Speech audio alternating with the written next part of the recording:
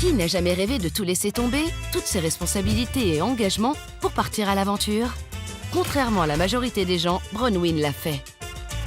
Elle laisse derrière elle un emploi bien payé, son petit ami et son appartement confortable pour vivre son rêve. Le programme, découvrir l'Amérique centrale et l'Amérique du Sud, du Mexique à l'Argentine. Pour la première étape de son aventure, Bronwyn décide de partir enseigner l'anglais à Mexico City pendant 3 mois. Mais dès les premiers instants, dans le bus en direction de la capitale, Bronwyn a de sérieux doutes. J'ai dû monter à bord de ce bus brinque-ballant et je me rappelle qu'on dévale cette immense autoroute avec une sorte de, je ne sais pas, techno à plein volume. Les gens s'accrochent aux portes, le chauffeur slalome entre les voitures et moi, avec mon énorme sac à dos, je pense juste « Bronwyn, qu'est-ce que tu as fait? C'est terrifiant !» Arrivée à Mexico, Bronwyn commence à chercher un appartement. Je suis allée voir cet appartement et j'étais décidée à le prendre. C'était à Zota Rosa, qui est le lieu de prédilection des expatriés. C'est là que se trouve l'ambassade américaine. Je pensais donc être en sécurité. Alors j'ai emménagé. Et il y avait un homme qui vivait au rez-de-chaussée, le concierge. Et il avait été marié à ma propriétaire. Il était américain et il me semblait honnête. Alors j'ai pensé, c'est un Américain, un camarade expat. Je me suis dit que ça allait me rassurer d'avoir quelqu'un de mon côté. Je ne connaissais personne, donc... Ça aurait pu être une bonne expérience, mais ça s'est rapidement avéré être le contraire. Se sentant en confiance, Bronwyn s'endort paisiblement pour sa première nuit dans son nouvel appartement. Et tout d'un coup, j'ai entendu la grosse voix du concierge qui disait « Vous devez partir de cet appartement, c'est dangereux. Vous, les filles, vous devez partir tout de suite. » À ce moment-là, j'étais dans l'appartement avec une autre fille, une japonaise qui vivait là aussi.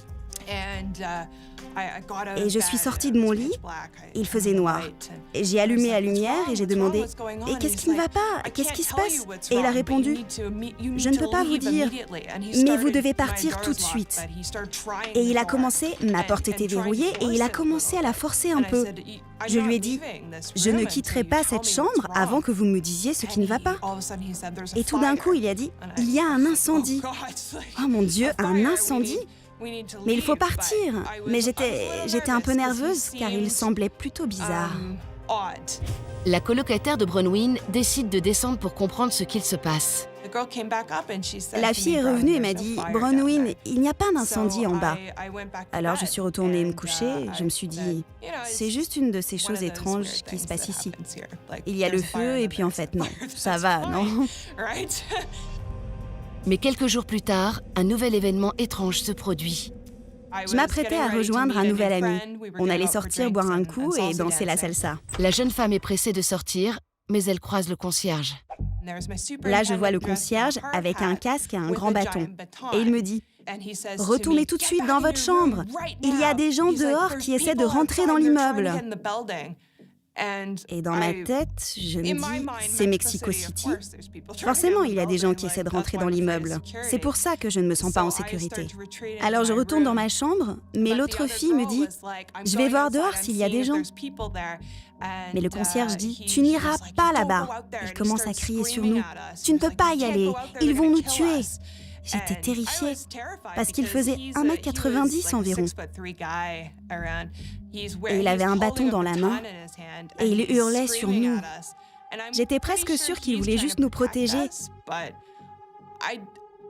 Et si c'est le cas, ça allait. Et puis il avait si peur, alors qu'il suffisait juste qu'il aille voir et qu'il fasse quelque chose.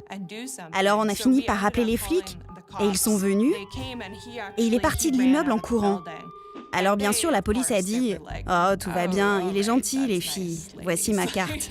Vous ne devriez pas vous inquiéter à ce sujet. » Du coup, on a fini par appeler notre propriétaire et elle nous a dit « Ah oui, il ne prend plus son traitement. » En fait, Bronwyn découvre que le gardien de l'immeuble est schizophrène.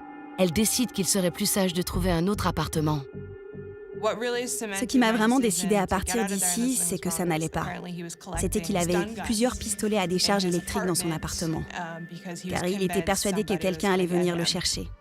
Et je me suis dit, si quelque chose se passe vraiment et qu'il a son taser, il vaut mieux que je ne sois pas là. La propriétaire de l'immeuble part en voyage. Elle propose donc à la jeune femme de lui prêter son propre appartement en attendant qu'elle trouve un autre logement. C'était vraiment génial les premiers jours. Je mangeais sa nourriture dans sa cuisine, je me détendais dans son immense canapé, et un soir, vers 7 heures, j'ai entendu la sonnette. Dring, dring, dring, dring, dring, encore, encore et encore. Et je pensais, ils veulent juste voir ma propriétaire. Je vais... Comme s'il n'y avait personne, je ne vais pas répondre. Mais ça a continué et continué, alors j'ai finalement dit oui, et ça a répondu « Oui, blablabla, ma propriétaire ». Je n'ai pas reconnu la voix, j'ai juste dit « Elle n'est pas là » en espagnol. Ce qui voulait dire « Vous ne pouvez pas monter maintenant ».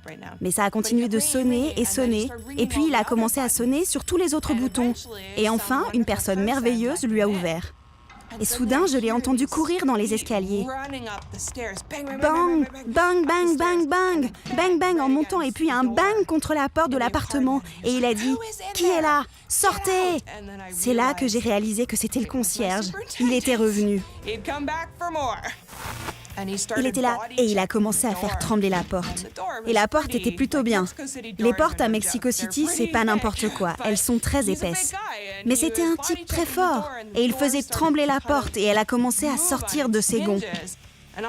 Alors j'ai couru dans la salle de bain et j'ai écrit à ma propriétaire. « Aidez-moi, aidez-moi !» Et elle m'a répondu « Je suis à 1 heure de route, je ne peux pas faire mieux. Sois calme et tout ira bien. » Mais il savait que j'étais là. Complètement terrifié, Bronwyn appelle la police. Mais quand ils arrivent, c'est sur le concierge qu'ils tombent. Le malheur a fait qu'ils ont cru que j'étais une voleuse aussi. Alors ils ont crié « Sortez de cet appartement, mademoiselle. Vous n'êtes pas supposée être là. Vous êtes une intruse. C'est une propriété privée, vous savez, vous devez sortir. » Et je suppliais, j'implorais, je pleurais. Dans mon espagnol limité, j'étais là « Monsieur, je ne peux pas sortir de cet appartement. Cet homme est dangereux. » L'espagnol de Bronwyn est bon, mais pas assez pour expliquer cette situation si compliquée. Je me sentais complètement impuissante. Je vivais mon pire cauchemar, et ça ne pouvait pas bien finir. J'avais vraiment peur, plus peur que jamais. J'ai expliqué aux policiers qu'avant j'habitais à Los Angeles, et il s'avérait qu'il parlait un peu anglais. Alors je lui ai dit « S'il vous plaît, s'il vous plaît. » Il insistait pour que je sorte, alors je lui ai dit « Vous pouvez appeler ma propriétaire. Elle peut vous le dire, j'ai le droit d'être ici. » Et évidemment, le concierge lui disait « Non, n'appelez pas cette femme, vous n'avez pas besoin de faire ça. » Mais finalement, il a accepté de l'appeler pour lui parler, et elle lui a dit « Non, Bronwyn est ma locataire, elle séjourne ici. » Et elle a rajouté « Oh, lui, il a quelques problèmes. » Alors le flic a dit « Ok, mademoiselle, voilà ce qu'on va faire. On va descendre avec cet homme et vous allez ranger vos affaires et je vais m'assurer de votre sécurité jusqu'à un taxi. » Il m'a dit « Vous n'avez que quelques minutes pour faire ce que je vous demande. » Complètement choquée, j'ai essayé de faire vite. Mes affaires étaient partout dans l'appartement. J'ai tout fourré dans mon sac. Bronwyn quitte l'appartement totalement bouleversée et encore une fois, elle décide de tout plaquer et de recommencer à zéro. Dieu merci, le taxi est enfin arrivé et je suis allée dans un hôtel quelconque pour la nuit. C'était en quelque sorte la fin de ce scénario. J'ai trouvé un autre appartement, Dieu merci, le lendemain.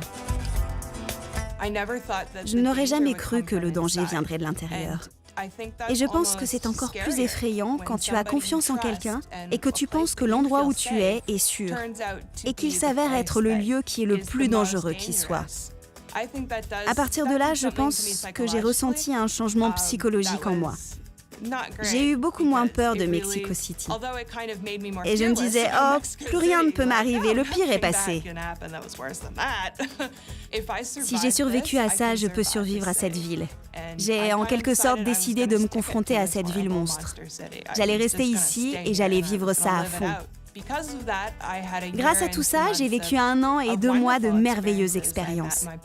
J'ai rencontré mon compagnon, j'ai appris l'espagnol et j'ai voyagé dans de magnifiques endroits à travers le Mexique et l'Amérique centrale.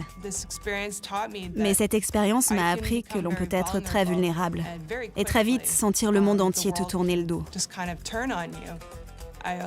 J'ai aussi appris à quel point je peux avoir peur.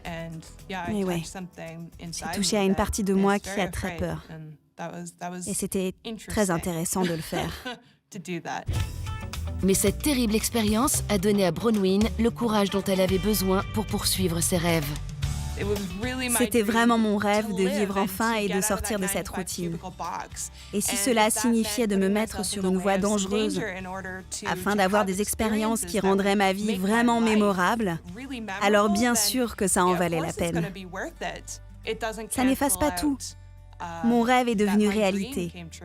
Au fond, j'ai voyagé, j'ai vu le monde et j'ai fait des choses incroyables. Alors je recommande à tous d'essayer, que ce soit bon ou mauvais.